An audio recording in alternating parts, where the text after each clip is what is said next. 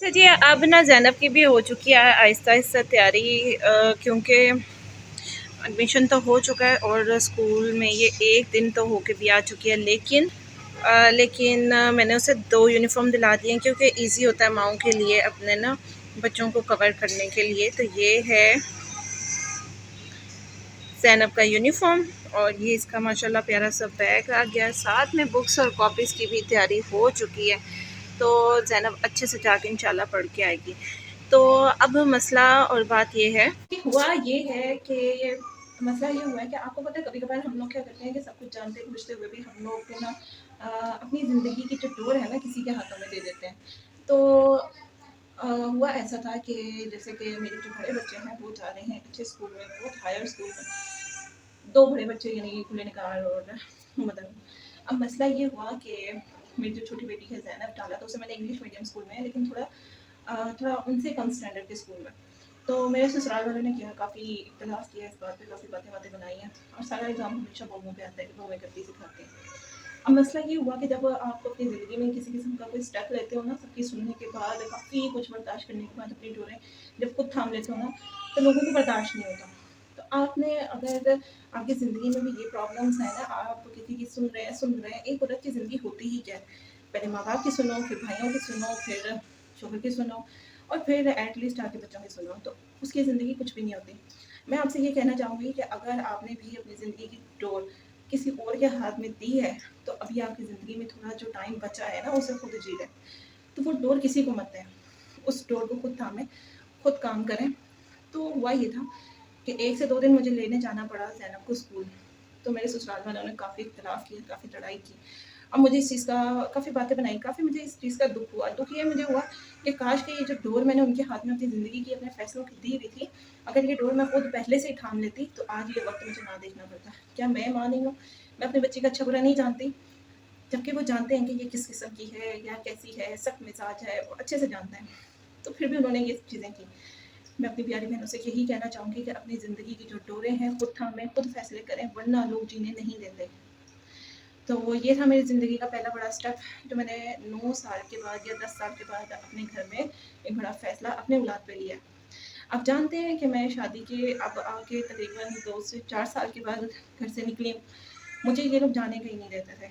मुझे ये लोग इस तरह रखते थे जैसे कि दिन-रात मैं, क्योंकि लाहौर से हूँ, दिन-रात मैं काम कर रही हूँ, वही दिन चढ़ रहा है, वही रात हो रही है, वही दिन चढ़ रहा है, वही रात हो रही है और मेरी ज़िंदगी का जैसे कोई मकसद ही नहीं है और मैं सिर्फ़ काम करने के लिए आई हूँ। इसी तरह मैंने अपनी ज़िंदगी के कई साल गुज़ारे, कई साल, और अब आके मैंने थोड़ा-सा सेपरेट हुई, अपने बारे में सोचा, अपने बच्चों के बारे में सोचा। तो मेरे ससुराल वाले हैं तो बहुत अच्छे हैं, नाइस हैं, लेकिन क्या है कि थोड़ा-सा इख्तिलाफ़ करना शुरू हो गया। तो मैं समझती हूँ कि मैंने बहुत देर कर दी है। जो गलती, जो देर मैंने की है, मैं चाहती हूँ कि वो आप ना करें। मैं बगावत करने का नहीं कह रही, स्ट्रॉन्ग बनने का कह रही हूँ, अपने लिए, अपने हक़ के लिए आवाज़ उठाने का कह रही हूँ। इसी तरह मेरी कई बहनें, उनमें से चंद एक को मैं जानती हूँ, जो कि काफ़ी परेशान हैं और शायद अपने शोहर के साथ भी, मेरे शोहर मेरे साथ बहुत अच्छे हैं, इसलिए शायद मैं स्ट्रॉन्ग हूँ। लेकिन मैं ये कहना चाहूँगी कि आप भी स्ट्रॉन्ग बनें। आप उन्हें स्ट्रॉन्ग करें, फिर खुद स्ट्रॉन्ग बनें। क्योंकि जब तक हमारी डोरें दूसरों के हाथ में होंगी, हम लोग ना अपने साथी को स्ट्रॉन्ग कर सकेंगे और ना ही खुद स्ट्रॉन्ग होंगे। तो ये थी मेरी एक कहानी, इंशाल्लाह और भी आपके साथ शेयर करूँगी। अब तक के लिए इतना। The next आज ज़ैनब जा रही है फर्स्ट डे। ज़ैनब का आज है first day of school. Zainab कैसा लग रहा है? अच्छा लग रहा है? खुश हो? बैग दिखा दो। और ज़ैनब कितनी अच्छी से तैयारी होगी और ज़ैनब बहुत खुश है, एक्साइटेड हो हैं? चलो जी, मैंने ये फ़ैसला इसलिए लिया क्योंकि जब मैं इसे तकरीबन 2.5 साल से ज़ैनब को भेज रही थी ट्यूशन वाली ने कुछ भी इसे काम नहीं करवाया हुआ था और टोटल इसका, जैसे कि मैं पहले बता चुकी हूँ, 0 आया था रिज़ल्ट में। तो वो हमने 7-8 हज़ार रुपया दे के खाली इसको अलिफ बेटे की पहचान करवानी है, 1 2 3 की पहचान, ABCD की खाली 7-8 हज़ार में या इससे भी ज़्यादा मेरे ख़्याल में फ़ीस है जिस स्कूल में मैं भेजना चाह रही थी इसको। तो हमने खाली अलिफ बेटे की पहचान करवानी है, तो क्यों ना अब इसके बेहतर फ्यूचर के लिए पहले इसे इस जगह भेजा जाए, क्योंकि मैंने 2 दिन में काम चेक किया, बेहतरीन किस्म का वो लोग काम करवा रहे हैं। आप देख सकते हैं बच्चे तरीके से बैठे हुए हैं, टीचर्स हैं, सब कुछ बेहतरीन जा रहा है। तो हम लोग को मैंने खुद अपनी आँखों से जाके देखा और इसीलिए ही मैंने फिर फैसला किया कि ये इसी स्कूल में जाएगी। अब आपने मुझे कमेंट करके बताना है क्या ये मेरा फैसला सही था या फिर मैंने गलत किया। असल में मैंने कॉपीज़, किताबें, हर चीज़ खरीद के फिर सब कुछ फिर अल्लाह के सुपुर्द अपना फ़ैसला करके फिर मैं आगे बढ़ी हूँ। आपने मुझे बताना है कि क्या ये मेरा फ़ैसला ठीक है या नहीं, या मैं ही वाक़ई में ही गलत हूँ। अच्छा जी, ज़ैनब आ चुकी है अपने स्कूल से और अभी जब वो आई है तो मैंने सोचा उसे ना फटाफट से जूस दूँ बना के। ज़ैनब आप क्या कर रही हो? कैसा पढ़ती हो? स्टार मिला है। हाँ। तो ये मैंने इसके लिए बना लिया है जूस, मिल्क शेक बनाया और वो बनाया है चीकू का। केले डाल दिए हैं 2, साथ में थोड़े से बादाम और किशमिश डाल दिए। बच्चे शौक से खा लेते हैं। तो ये ना इनके लिए मोहम्मद को, अभी मोहम्मद का टाइम है जाने का, तकरीबन 12 बज रहे हैं। 12 बज रहे हैं और मोहम्मद के जाने का टाइम है। तो ज़ैनब आई है और मोहम्मद जाएगा स्कूल। इसको लिटा दो मेरा बेटा, आपसे नहीं उठाई जा रही है, लिटा दो। उधर उधर उधर उधर लिटा के आओ, बेड पे लिटा दो। तो बस अब इसी तरह ही है इनकी रूटीन। और मोहम्मद अभी रेडी हो रहा है और ज़ैनब को मैं जूस दे दूँगी। और मोहम्मद टाइम नहीं, जल्दी कर, ताजी खड़े में। तो इतने मज़ेदार सा ये जूस बन के तैयार हो जाता है ना, मिल्क शेक। बच्चे आते हैं फ्रेश होके ये ठंडा ठंडा सा मिल्क शेक पीते हैं, बजाय कि हम लोग इन्हें ना बाहर के शरबत और जूस नहीं घर के बना के देंगे। ये दूध था और ये जूस बना दिया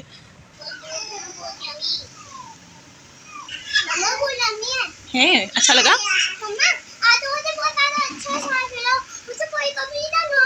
हाँ। और स्कूल जाके कैसा लगा? आज 3rd डे ऑफ स्कूल है ना?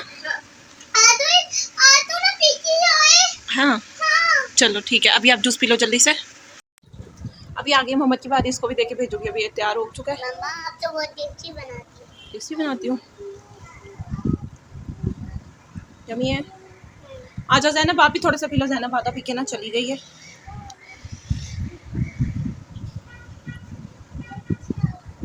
अच्छा जी, कभी कभी ऐसा होता है कि आप सोचो और कुछ ना कुछ आ जाए। तो मैं सोच रही थी चाय के साथ तो बिस्किट हो या कुछ हो। तो चाय के साथ आ चुका है यहाँ पे नमक पारे। शाम का टाइम हो रहा है और साथ में नमक पारे आ चुके हैं। वो भी आ चुके हैं कहाँ से? दादी अम्मी के पास से।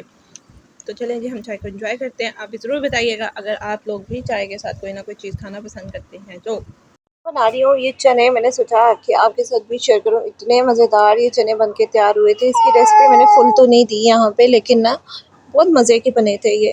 तो मैंने सोचा क्यों ना आपके साथ भी शेयर करूँ। जब मैं वीडियो बना रही थी, वीडियो बिल्कुल ज़ूम हो चुकी थी। शुक्र है कुछ ना कुछ तो कैप्चर हो ही चुका, क्योंकि मेरा जो मोबाइल का स्टैंड है वो बिल्कुल ही ख़राब हो चुका है, जिसकी वजह से मुझे काफ़ी प्रॉब्लम का सामना करना पड़ा है। लेकिन ये है कि आहिस्ता आहिस्ता, क्योंकि अभी काम तो कर ही रहे हैं, बस आपकी सपोर्ट चाहिए। आप लोगों ने सपोर्ट करनी है बहुत सारी। तो ये है कि इंशाल्लाह फिर मैं मोबाइल का स्टैंड भी ले लूँगी दोबारा से। तो ये इतने मज़ेदार चने तैयार हुए थे। मेरा काफ़ी दिन से दिल था कि ना बाज़ार के जो लाहौरी चने होते हैं वो बनाऊँ। पहले तो दिल कर रहा था बाहर से मंगवाए जाएँ, लेकिन वही आ जाके एक ही जैसा, जिसके भी खा लो एक ही जैसा जायका। फिर मैंने सोचा कि मैं खुद बनाती हूँ। मैंने घर में बनाया और साथ में अपने ससुराल में भी भेजे। इतना पसंद किया उन्होंने और सच में इतने मज़ेदार बने थे। साथ में मुझे याद आया कि हम लोग जब खाते थे चने के साथ तो फिर अंडे भी लेते थे, तो बहुत मज़ेदार चने थे। और जनाब फिर जा चुकी थी रात के 9:30 का टाइम हो रहा था, खाना हमने खा लिया था। तो ये रात का टाइम हो रहा था, मैंने सोचा आपके साथ रमज़ान की वीडियो शेयर की हुई थी, तो अभी फिर आपके साथ शेयर करूँ। कितना प्यारा नज़ारे लग रहे थे, तो बहुत प्यारा लग रहा था, सुकून वाला, ठंडी हवा थी, बहुत प्यारा सब लग रहा था। तो इसके साथ अगर अभी तक आप मेरी वीडियो देख रहे हैं तो आपने लाज़मी चैनल को सब्सक्राइब कर देना है। प्लीज़ अनसब्सक्राइब ना किया करें, इस वीडियो को स्किप नहीं किया करें और अच्छे अच्छे कमेंट किया करें। और साथ ही इसके साथ ही मैं आपसे इजाज़त लेना चाहूँगी। मिलेंगे इंशाल्लाह नेक्स्ट व्लॉग में नई कहानी के साथ। इसके साथ ही दीजिए इजाज़त। अल्लाह हाफ़िज़।